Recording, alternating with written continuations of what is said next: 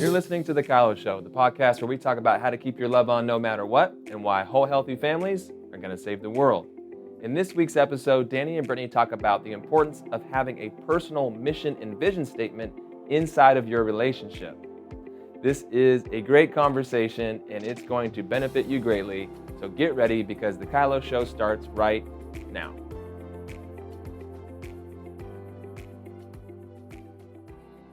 Hello, everybody, and welcome to the Kylo Show. We are coming towards the end. We're not quite there yet. We're getting closer. We have been talking about dating and marriage. Engagement. Engagement and Yeah. not marriage yet. Yeah. We're headed that way. We're I got excited on you that. did. You I'm did. sorry. You're pushing this thing along. Too soon. Singles, dating, engagement. That's where we've been. Yeah. If anybody's dating towards engagement, please don't think you're married. No, not yet. That's not what she's doing. That's not what I was saying.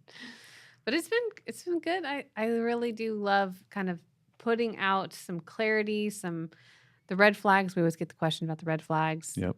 Which we've tried to create some clarity around. What not to do. Mm-hmm. Some good foundational keys. We talked about that last week. Yep. That's great. All sorts of things. Yep. It's been really good. Giving soul ties a good name. A good name. Yes. Yep. That was all last week. Yep. This week, though, we're going to talk through one of my favorite analogies that you give in the DTR course. Mm-hmm. And DTR is the premarital engagement series on the Life Academy that is designed to help couples have harder conversations than they would if they were just kind of caught up in the la la la, because the la la la is you're a little bit drunk with hope and romance. Yeah. And so it's like drunk driving, you know. Don't do it. It's a bad idea. It's a bad. bad idea.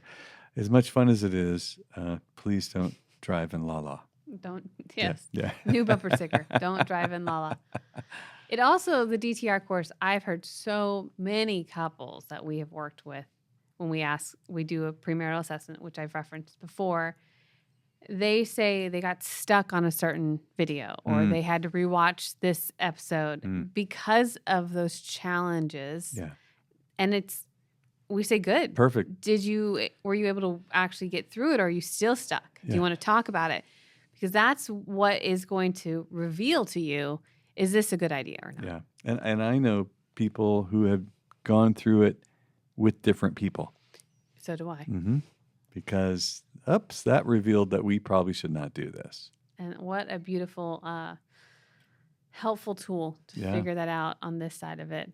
So if you are curious to find the relationship, it's beautiful. It's worth it. Totally. You know, if you get the Life Academy All Access, you can go through it with many people. You could. And you wouldn't have to buy it over and over again. So Cheaper that way. Just- Cheaper by the dozen. hopefully you can find it before then. Oh. But you have to tell them the analogy of the airport. Well, we're talking about mission and vision, right? So when you approach a relationship with another person, and this seems to be getting interesting, more serious, whatever it is, this would be the time to have a conversation that this airport analogy, I've used it before in other podcasts, but we're going to camp on it a little bit today because I think we referenced it a little bit. Yeah. In the Defining the Relationship series, I talk about how when people meet at the airport, like, when people just meet and it's kind of like, you're going to China and I'm going to New York. And we've made this amazing connection in the restaurant at the airport. And we're talking more and more. And pretty soon I realized, oh my gosh, you like Diet Coke and I like Diet Coke. This is amazing. This must be just a prophetic sign that we should do something with all this. And I don't even check to where you're going until it's time for you to go to your gate. And I don't want this to be over. So I go change my ticket from New York to China. That's a big adjustment. Yeah, I just want to stay in this. And so you're going to China. I was going to New York, but now I'm going to China because I want to be with you. So we now end up in China. And one day, years later, I wake up And I remember I've actually have a calling to New York. I actually have a vision for New York. Mm. I actually am supposed to be in New York. But now that I sacrificed everything because I didn't set a limit with myself or with you, I am now a victim, a Mm. prisoner in a marriage in China. How could this have happened? Oh God, why didn't you save me from that? And here we go. Here we Mhm. go. If I've heard it once, I've heard it 100 times. And that is, I don't want to do what I said I would do. Mhm. I actually want to do something very different. And this person doesn't seem to care. Because they were always going to China. Because they were always going to China, and they don't seem to care about my passion for New York. So this is definitely what not to do. This is what so many people do. So how do you even? This is obviously the airport example, but how does this happen? How does this start to happen where do we go awry? How do I even get on this plane? Like, what does that look like in a real situation? I think, just it often happens because only one of the two of us have a vision. Okay. And I just say yes. And then one day I wake up and I'm starting to realize, wait a minute, I am here. I didn't realize I was here all this time, and now I'm here. And so that is where there's a disruption to the marriage, because this person is saying, how do I say this is really important to me when I've never said this before, and we have all this investment in this particular direction we're going? It may be because we're going to have kids right out of the gate. We're going to just have many kids as we can possibly have, and that's what we're going to do. And then one of them wakes up and says, I love having kids, but I really feel a call to become a contractor. And that's going to require a lot of my time and effort, and I may have to travel for that. Well, how are we going to do this? Or I want to go into the ministry. Or I've always wanted to be a doctor. Like, whatever. All this time in the hospital reminded me I want to be a doctor.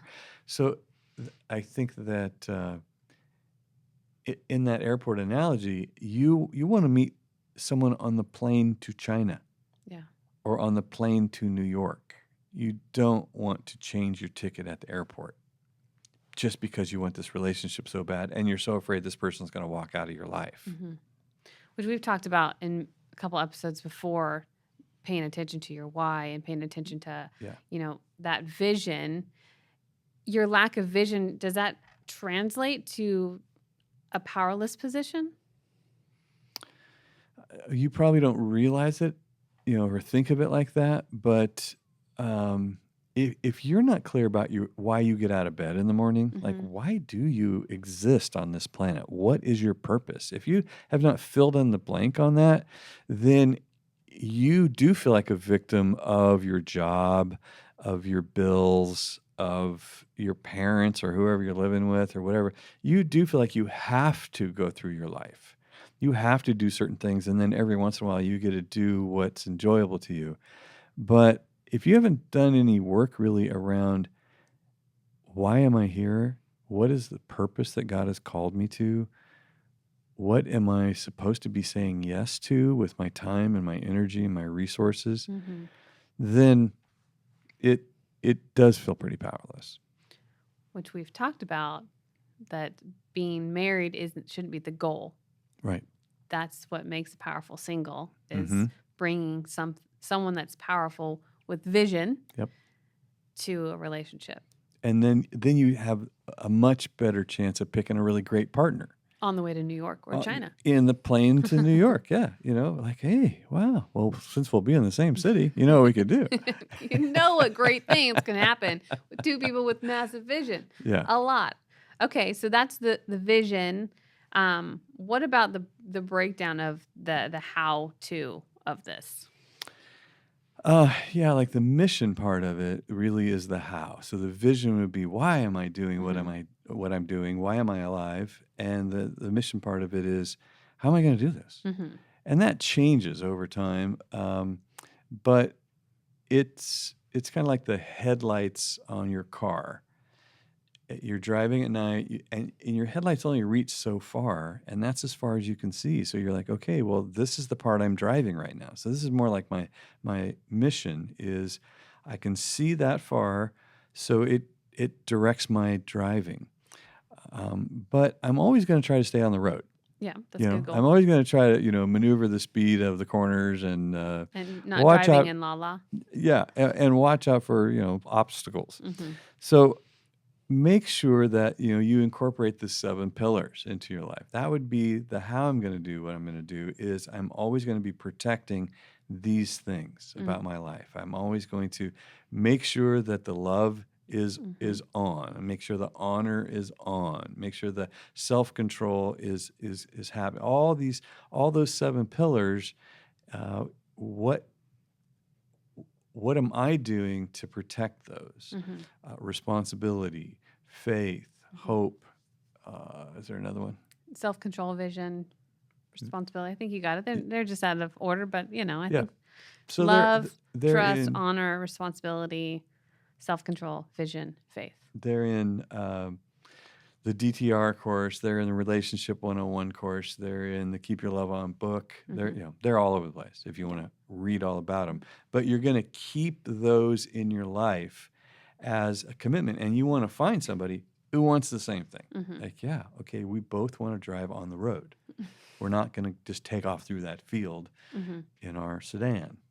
Right, which would be... That's called crashing. Especially when it's on accident. Yeah, or at 70 miles an hour. Yeah. I mean, the breakdown of the 7 pillars, I've used them in parenting. I've used them in all sorts of things. They feel like such pillars to displaying what your goal is and what you're wanting to develop and cultivate in whatever relationship you're directing at, in marriage, parenting, dating. They are very key to kind of putting back into your face, how is this going? Am I missing something? Have I been focusing on one more than the other? For me, it just kind of is the necessities for continuing on where I'm going. And in many ways, they're core values. Yeah, And they help you create culture. very much so. So this is you're building a house you want to live in by protecting these 7 things in agreement, working together. And it's also a way to make yourself accountable and confrontable, so someone can come and say, I don't know if you realize or not, but you blamed your mom for that tirade that you went through, or you turned your love off towards your coworker, or I'm feeling disconnected from you because I don't feel powerful in our communication. So we promise to honor one another so we could protect both being powerful. So when you have these kinds of things in your life, you build something that you want to live in, and you're inviting feedback, and you have permission to give feedback to bring about necessary adjustments. It's great. I love all of those 7 pillars. I think one of the big clarity for me was how you wrote faith being, something we pull from and then direct ourselves towards, like giving it away, that we are filled up first by the Lord, and then it's like the overflow. Because when I first read them quickly, I'll confess to that. I wasn't really reading the description. I'm like, I know what that is. And then when I started putting them into the parenting stuff, I was like, oh, wow, this really is culture shaping. Yeah. And it feels like that definition of something you're wanting to produce, it really does help create culture and a language for the culture that you're trying to attract with this significant other. Yeah, there's just really great stuff laying in those 7 pillars to explore and to apply and learn, and to skill up, like figure out, okay, how do I live proactively in responsibility? How am I able to respond to my life instead of reacting? And what are tools to develop so that I can be responsible? Yeah, that's such good stuff. Yeah. excited to share it with you. You should go check it out. All of those resources we mentioned earlier, they're all good. But for this segment, as we've been moving along, of course, DTR is our favorite topic. So you should go and check that out for that purpose. But we're going to jump into questions next. Great. So we're excited about that, and we'll see you soon. Do you have a question that you need answered? Go to thekyloshow.com and record and submit your question today.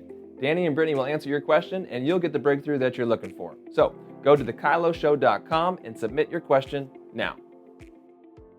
Okay, so we're going to jump into questions. And like always, if you don't know where to go to submit your questions or testimonies, check out thekyloshow.com to do that. All right, so the first question that we have today comes from Maria. Hi, Danny. Hi, Brittany. So I have a friend who is divorced and has a 10-year-old little girl. I'm not sure how long she's been divorced, but I think it's been for a significant amount of time. Anyhow, she's been alone for a really long time and recently has begun dating off and on.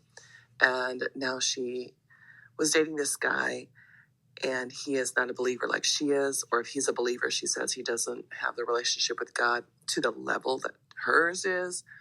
And it just raises a lot of red flags for me, especially with her little girl. And she's very committed to the Lord, very involved in her church. And I was wondering what kind of advice you would give her, because I feel like I've had a lot of friends, especially women, who have been alone for a long time. And when somebody who's just a fantastic guy, they get along great chemistry, very compatible, but the God thing, it's an unequal yoke when it comes to their relationships with the Lord. And they always seem to want to talk their way into that relationship despite that difference. And for me, I feel like that would be a deal breaker, but for so many women, it's not. What advice would you give them? Oh, I have a friend. Yeah. I have a friend who, well, it is so hard to solve a problem a person doesn't have. Yeah. And you said it yourself that if it were you, it would be a deal breaker. Mm-hmm. But it's not a deal breaker for Your friend. Mm-hmm. And that's true. And your friend is your friend is your friend. Your friend is not you. And that does make it tough. But you could ask some questions like, what are you going to do when it comes time to make a really important life decision and you feel like the Lord is leading you one way and your husband wants to lead you another way? Now, this happens when there's a devoted couple to the Lord. This happens, but you have to work it out. So I think maybe she could say, what kind of hard conversations are you having presently? Mm-hmm. Well, none. We're so drunk with la la la that everything's perfect. Everything's wonderful. Like, that would concern me, that you haven't been able or haven't had any conversations where you're testing the depth of connection in communicating. Mm-hmm. So that might be the way to get, but still, you got to be so careful because you're trying to solve your problem that your friend should have. Yeah. Mm-hmm. I often just think to even start that conversation, depending on how close this relationship is, to even begin with, can I ask some questions about what I've been seeing? And if there's an open door, maybe suggest, the defining the relationship course that we've been plugging all this whole time. But that's a great gift if they're willing to receive it. Mm-hmm. If they're not even willing to answer your questions, if they're not willing to have any feedback, there is nothing you can do except for love them, and be there to support whatever they decide, because it's not your problem. And I'm interested in also, is she covert about her relationship with the Lord, or is it on the surface? Mm-hmm. Because if it's on the surface, he's giving off some response, opinion, value about that whole thing. And there's just, so if she's being covert about it, she's really setting herself up. If she's being really outward about it, then she can say, well, you knew this came with the package. Yeah. Maybe there's an opportunity to invite him to join you at church. All that. All of those things, that could be another avenue that you engage in. Can I offer to him to go to church with us? Can I offer to do a home group? All those things are questions. But the big thing I think for her is you're in the land of questions as a friend. And raising a child is, a billion forces against you, and it'd be nice to have a partner in that influence of your child. Mm-hmm. So it'd be a bummer to have 1,000,000,001 against one in a relationship. Very true. All right. Thanks, Maria. Hopefully you find some success there. This next question comes from Juanita. There are so many concepts and meanings about what dating is. Can you define what dating is? What does it entitle? What is expected when you're dating? What is it allowed? What is different from a friendship? Well, I think we covered that maybe last week. We talked a little bit about the body, soul, and spirit, which feels like it helps create a little bit of definition of what your progression of the relationship is looking like and the goal there. Age for me looks different for dating. I think of it differently for Delaney than I would think of it for my friend who's 30. That's a big difference right there. Sure, just like driving. Yes, very different even in that.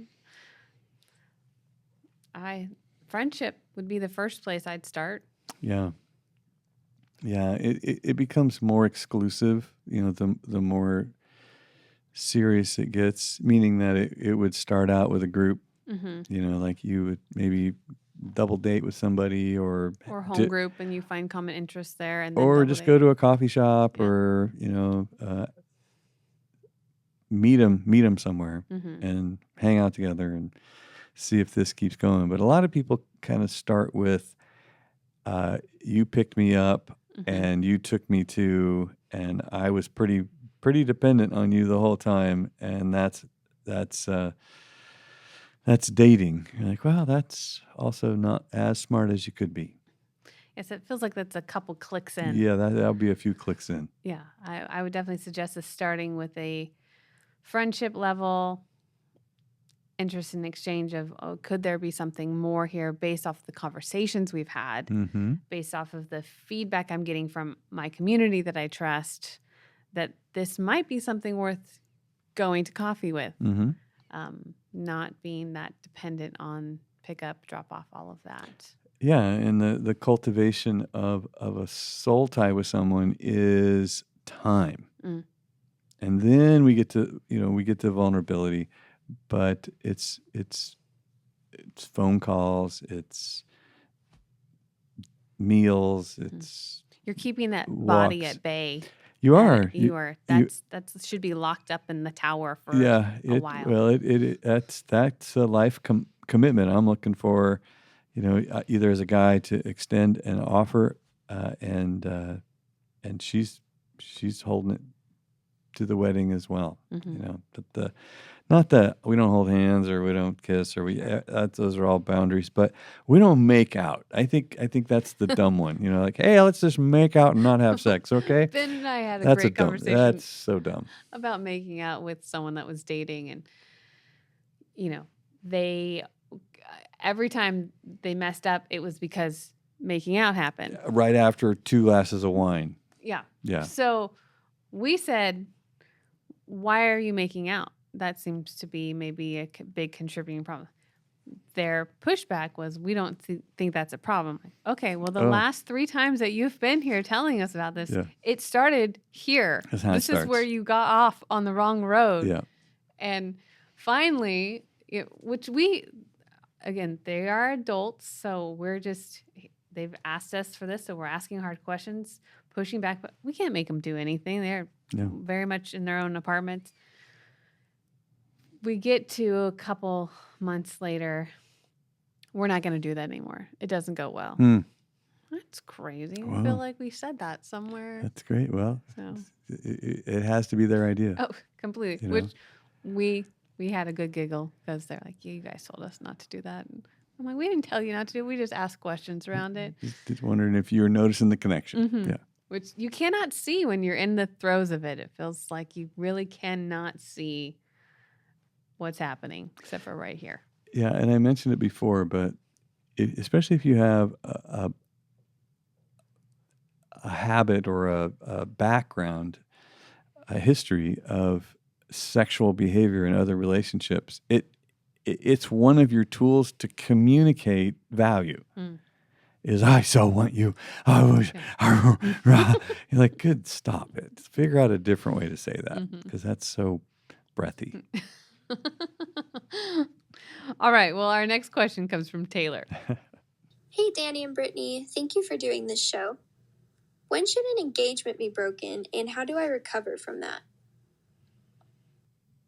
That's a hard one. I'm sure that's different for as many people that could ask the question.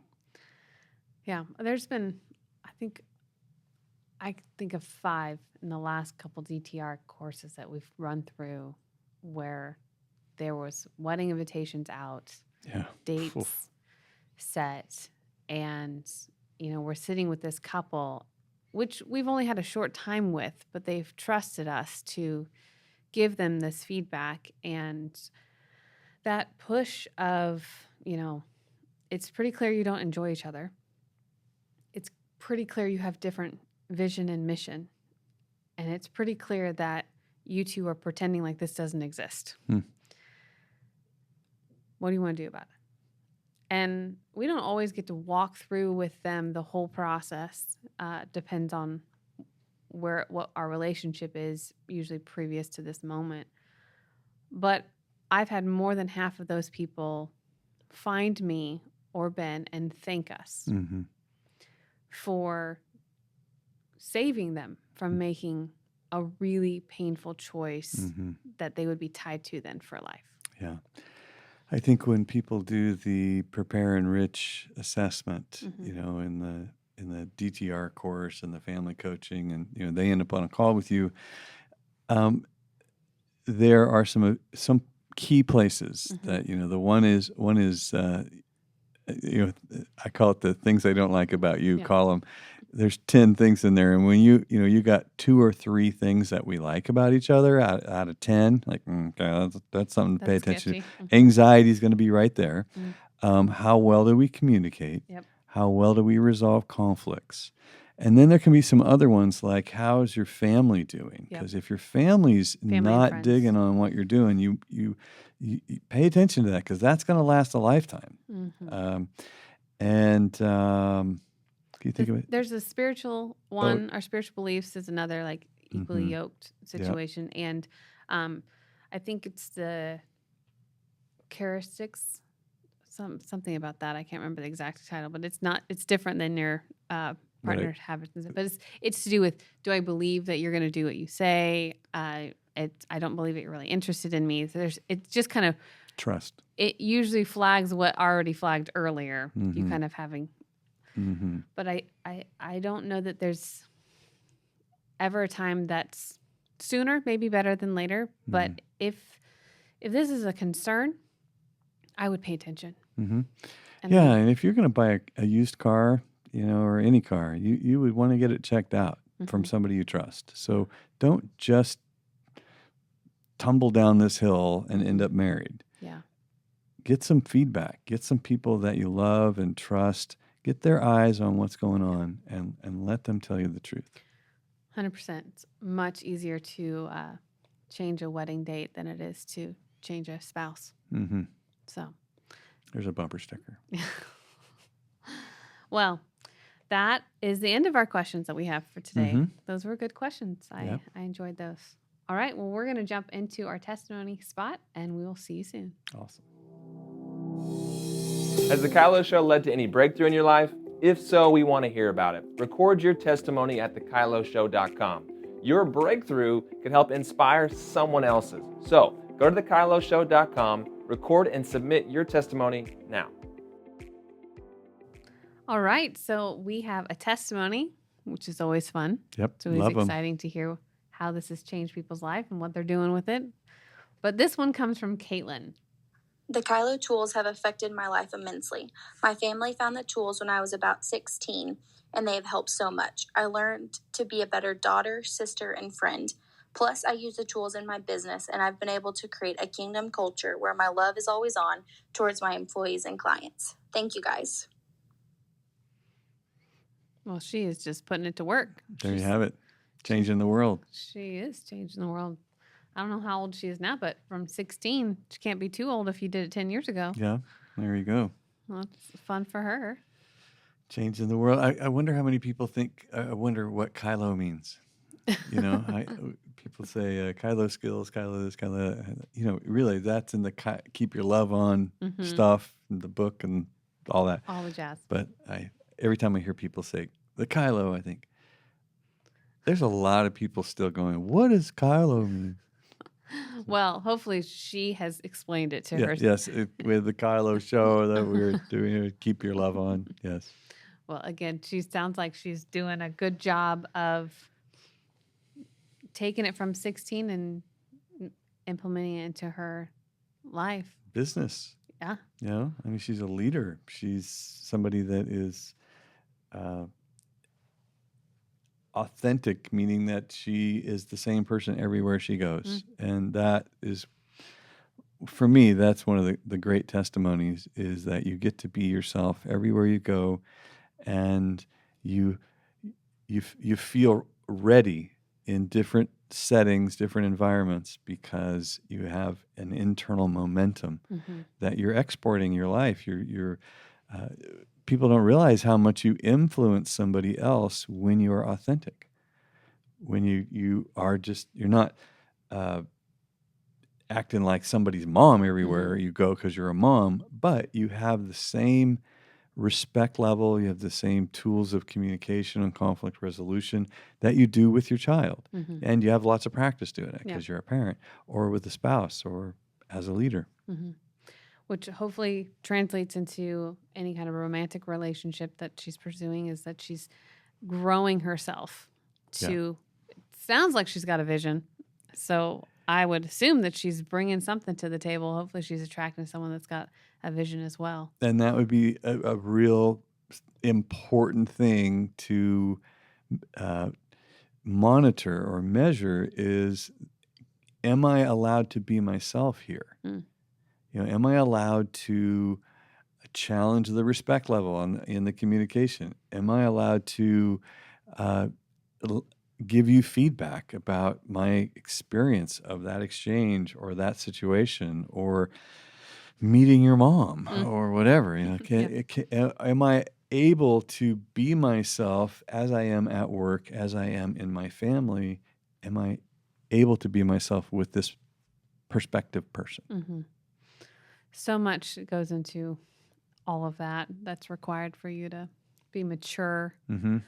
Man, it's a real world out there of developing skills in yourself. Yeah. And self-awareness, it really does feel so crucial. I love that we talk about strength finders and DISC and all the different things, Enneagram, even love languages. Being aware, I don't know how many people we know that when marriage, mostly, we ask, do you know your love language? And they say, yeah, I did that one time. Yeah, I used to know. And they don't realize that it does change, and that there's, you know, maybe some things stay the same. I think Ben's always going to be attached in words. But for me, mine definitely changed when we got married. I did not think that was what was going to happen, but it did. It really changed. I think some of the levels for Ben maybe have adjusted, but in a relationship, those love languages are pretty important to be aware of and key to paying attention to, and even keep your love on in any relationship that you have. As part of your communication of that pursuit of connection with one another is knowing how to do all of that. And there's just a lot of growth that's required for healthy relationships. For anything healthy, you know, that's what it takes to grow. All those tools, all the self-awareness things, what they set you up so well to do is to know yourself well enough to communicate what you need because other people don't know. Mm-hmm. And it sets you up to realize other people need totally different things than you. And you're on a journey, and an investigative journey to find out what that is so you can adjust and supply it to protect the connection and to chase away fear. Yeah. That is a good thing to be protecting and pursuing in a Yes, relationship. mature love casts out fear. Amen to that. And that's the goal, to become a mature, effective lover. Beautiful. Start with your friends. Please. Yeah. And then see where that goes. Yeah. But don't. Friends are good. Friends are good. Friends are good. All right. Like always, whole healthy families, singles, those engaged are going to save the world. So we are so excited to be helping you and encouraging you for being successful in these relationships. And we will see you next time on The Kylo Show. Bye-bye. Thanks for listening. Make sure to join us next week when Danny and Brittany talk about how to become aware of and put an end to any dysfunction that may have been normalized in your childhood so you can create a more hopeful future. Never miss an episode of The Kylo Show by subscribing to Apple Podcasts, Spotify, or watch us on the Loving on Purpose YouTube channel. The Kylo Show is produced by Ali Armerding, co-produced by Ashley Beck, Leah Alexander, Anna Hill, and Sherry Silk. Sound engineered and edited by Taylor Silk, and show promoter Christian Zamora. Thanks for listening. We'll see you next week.